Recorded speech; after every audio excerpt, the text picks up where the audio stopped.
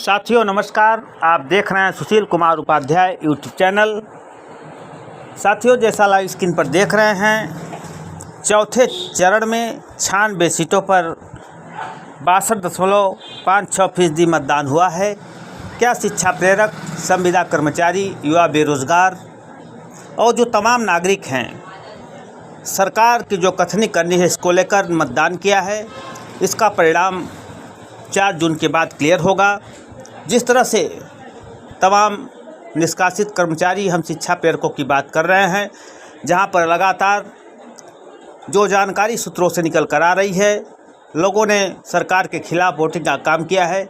अब इस मतदान में कितना प्रभावित सरकार को करेंगे, देखने का विषय है। क्या जानकारी आ रही है चौथे चरण के मतदान को लेकर, पूरी रिपोर्ट साथियों हम आप तक पहुंचा रहे हैं। सबसे ज़्यादा पश्चिम बंगाल में 75.72, सबसे कम जम्मू एंड कश्मीर में 35.97% हुआ है मतदान।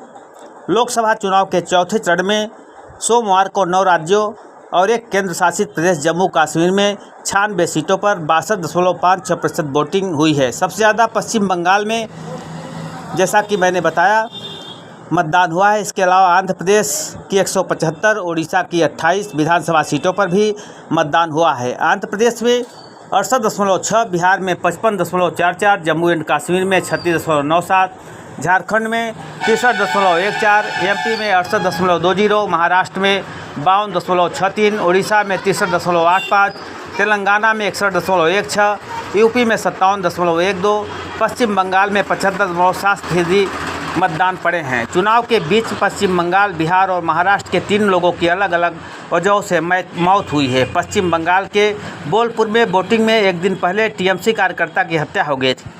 टीएमसी ने सीपीआई-एम समर्थकों पर बम धमाके का आरोप लगाया है। दुर्गापुर में भाजपा और टीएमसी समर्थकों के बीच झड़प हुई है। बिहार के मुंगेर में वोटिंग से पहले एक पोलिंग एजेंट की हार्ट अटैक से मौत हो गई है। मुंगेर में भी वोटिंग के दौरान पर्ची नहीं देने के आरोप में कुछ लोगों ने हंगामा किया है। तो साथियों, पूरी रिपोर्ट आपने देखी, किस तरह से पूरे देश में चौथे चरण का जो मतदान है, छिटपुट घटना के बाद 96 सीटों पर 62.56% मतदान के साथ समाप्त हुआ है।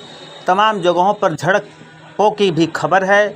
बहराइच में झमाझम बारिश के बीच मतदाता चुनाव वोटिंग में भाग लिए। तमाम जगहों पर कई प्रत्याशियों ने आरोप भी लगाया कि वोट किसी को दे रहे हैं, पर्ची किसी का निकल रही है, जिसको लेकर हंगामा देखने को मिला।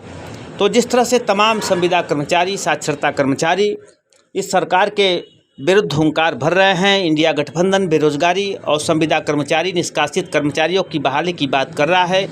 जिस तरह से लोग बढ़ चढ़ कर मतदान में हिस्सेदारी ले रहे हैं, अब आने वाले समय में इसका कितना परिणाम किसकी सरकार बनेगी है तो आने वाले समय में साथियों आपको देखने को मिलेगा।